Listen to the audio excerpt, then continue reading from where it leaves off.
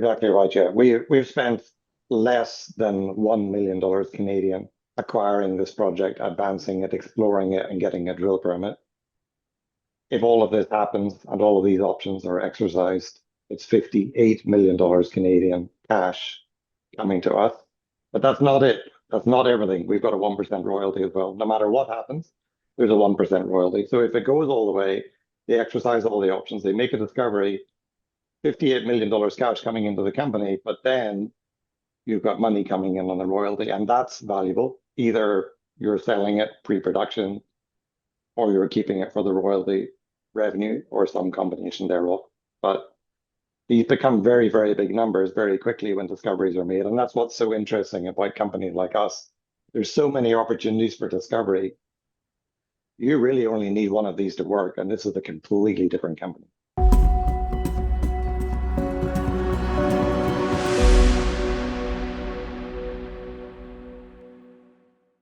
Keith Henderson, Latin Metals.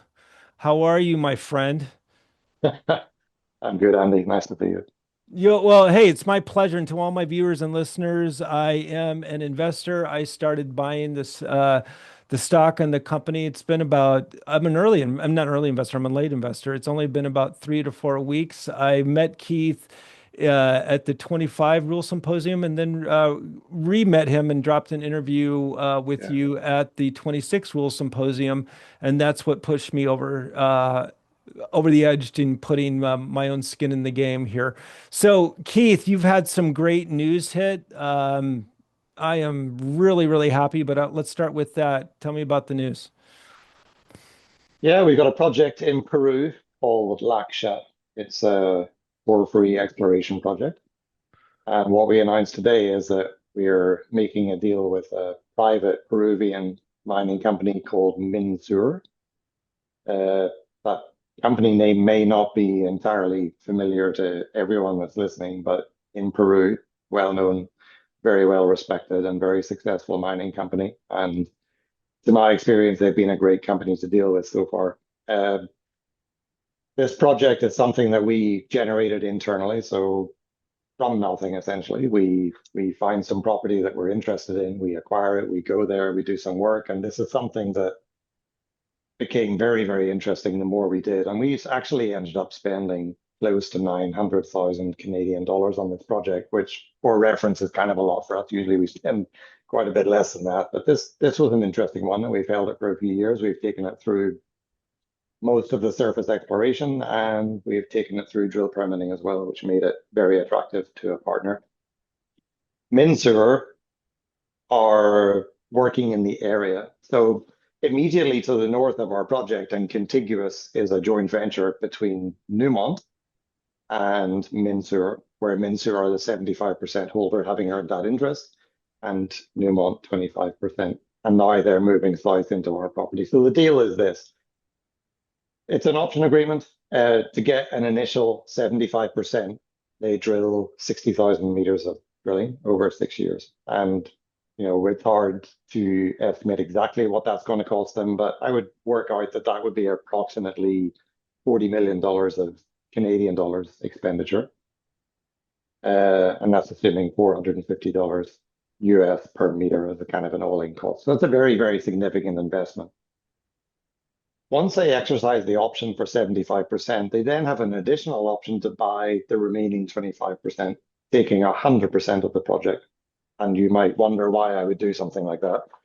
This is a porphyry project, so it's going to be very, very expensive. If we're successful here in finding something, and it's a significant porphyry and it's going to be developed, capital expenditure is going to be wild.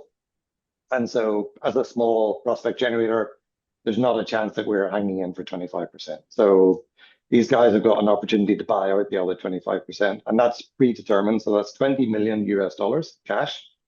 Coming to you. Yeah, if they do it. Canadian, 28 million.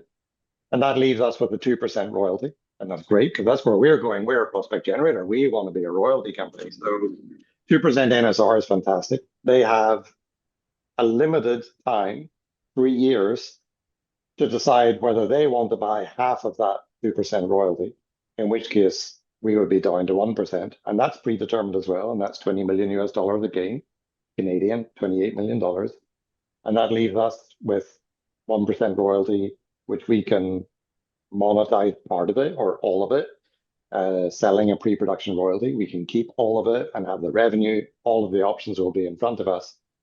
But this is massively significant for us. Like this is what every prospect generator dreams of. You come up with a project out of nowhere that nobody has ever looked at before and you acquire it, you do a little bit of work, it looks fantastic, you get a drill permit and you get a deal like this. If everything happens here, if they exercise the 75%, if they buy the 25%, if they take the 1% royalty option, $42.5 million US coming to us. Sorry, there's also cash coming to us, which I didn't mention, about $2.5 million. So that's great. That's basically a $58 million Canadian dollar deal. We're a Canadian company. So $58 million from an investment of less than $1 million. Yeah, Doesn't get any better. Plus, it doesn't get any better. Pardon me for interrupting you, but there's a lot to unpack there. If I can ask some questions on that. And clarity, you said Newmont. Can you work that out a little bit more for me? How are they involved? And it's the biggest miner in the world, or the biggest gold miner in the world, but go ahead. So they're not directly involved in this, but the project to the north basically was a discovery made by Newmont. I see. Which was never publicly disclosed. And then Minsur optioned that property from Newmont, and they earned a 75% interest. Newmont still retains 25%, and that's a joint venture that's just going forward. Yep, got it. Our property's to the south, and it's Minsur that's coming to us now and saying, okay, we now understand this property to the north. We've been drilling, we've been working here for years. They come and look at our property and they go, okay, we want to acquire it. And that was the most exciting period for me during this entire process, because of all the people in the world, Minsur were the only people in this region that really knew what they're looking for. And they came to our property and came looking for a deal, which means they saw what they're looking for. And that fills me with joy. That means there's something in this property that these guys really believe could be a significant discovery. And that's very exciting. Yeah. Okay. So you see me smiling and I got it with what you just said. So, yes, that is very significant. And as an investor, it made me laugh. So fantastic to you, fantastic to me as a shareholder. So very well done. You said a couple of other things too. Prospect Generator. I've started to. It's been about 2 years. Fall in love with the model. Yeah. And that's what you guys are. And I'll unpack that a little bit more. And correct me if I'm wrong, Keith. For my audience here, is what I like about that is you do some exploring. You start it out, and then you really get acquired. What I love about that is because that's cash bird in hand, and you don't dilute. You don't dilute the share price in the Prospect Generator model. Correct me if I'm wrong and fill in any blanks. Yeah, it's a portfolio approach to exploration. It generates multiple shots on goal for the shareholders. We are basically, to put it most simply, we're diluting at the asset level rather than diluting the shareholders. So rather than raising $20-30 million and going to explore, we're doing very little of that. Somebody else is spending that money. We do dilute at the asset level, but the shareholders, as they buy the shares, they know where they stand. For sure, we've raised money over the years, Andy. Like it's taken us 5 years to put this company together, to get all of these projects in place and get them to the stage where they're being optioned out to partners. But we didn't raise a lot of money. Like on average, every year we were raising $1.3 million. That's nothing compared to what an average exploration company does. But much more importantly, we think we've reached the point where we're self-sustaining, and that means every time we get a partnership, we've got money coming in from that partner. Lots of stuff going on here. We've got some marketable securities. We've got all kinds of reasons why we never have to go back to cash. We don't have to raise money. It's a very brave thing for me to say. And I should point out that I can't guarantee that I'm 100% right on this. Like you never know what's around the corner. And my statement relies on a couple of things, such as we're trading, let's say, mid-20s to 30 cents. We've got 15-cent warrants. I'm banking on those warrants coming in September, and that's part of my working capital. If they do come in, I'm not going back to market. It's Right. as simple as that. But Understood. it's really it's a multiplier effect for a shareholder. Like we with this deal announced, we've got three separate partners, and we've got more partners coming. Every dollar we spend, we've got multiple dollars being spent by other people. And my big announcement this year has been that we're at that point where we're ready for partners. We're at the point where by the end of this year, I'm planning to have all of our existing projects optioned out to partners. And this is the first deal that we're announcing this year, but clearly I believe that there's more to come. And as we get these things finalized and get them announced, hopefully there's going to be more announcements in that regard. And that's going to be bringing lots of investment into the company. Yeah, understood. And I want to get to that point in a second as well. But so I understand you correctly. This was, and this, it's every junior's dream really to get acquired, right? And you do this, it's structured in a way where, again, it's a portfolio approach where the projects get acquired and it's highly unlikely that you have to issue more shares to raise more capital. The caveat is that, yeah, we don't know what tomorrow brings, but the structure is to really protect shareholders while still getting the upside of a project being acquired. Keith, let me ask that question. If I want to make sure I heard you right, this was $1 million of capital spent with a potential of $50 million upside if everything gets exercised and taken over. Was that correct? That's exactly right. Yeah, we've spent less than $1 million Canadian acquiring this project, advancing it, exploring it, and getting a drill permit. If all of this happens and all of these options are exercised, it's $58 million Canadian cash coming to us. But that's not it. That's not everything. We've got a 1% royalty as well. No matter what happens, there's a 1% royalty. So if it goes all the way, they exercise all the options, they make a discovery, $58 million cash coming into the company, but then you've got money coming in on the royalty, and that's valuable. Either you're selling it pre-production or you're keeping it for the royalty revenue or some combination thereof. But these become very, very big numbers very quickly when discoveries are made. And that's what's so interesting about companies like us. There's so many opportunities for discovery. You really only need one of these to work, and this is a completely different company. Keith, you're making me smile, Keith. I get it, man. That's a beautiful thing. Okay, so you mentioned that more news should be dropping over the next several months, or I should say, a few months until the end of the year. Walk me through what you can talk about, through that, and why investors should be paying attention.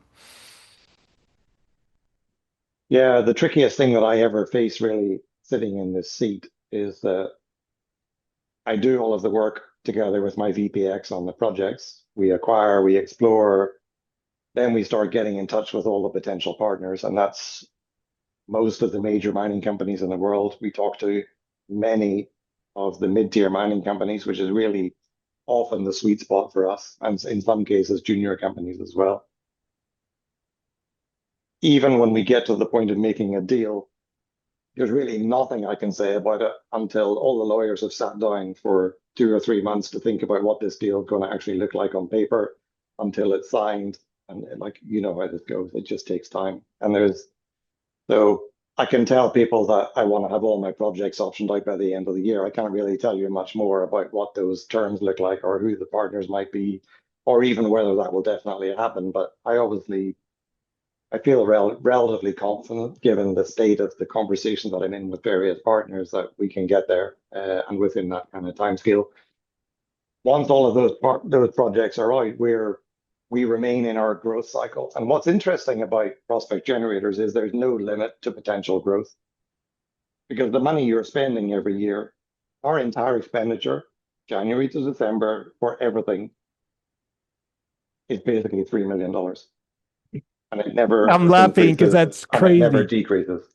I know, but It's once crazy every leverage. project we have got is with a partner, that frees up cash for us to now bring new acquisitions in to do the same thing again, rinse and repeat, rinse and repeat.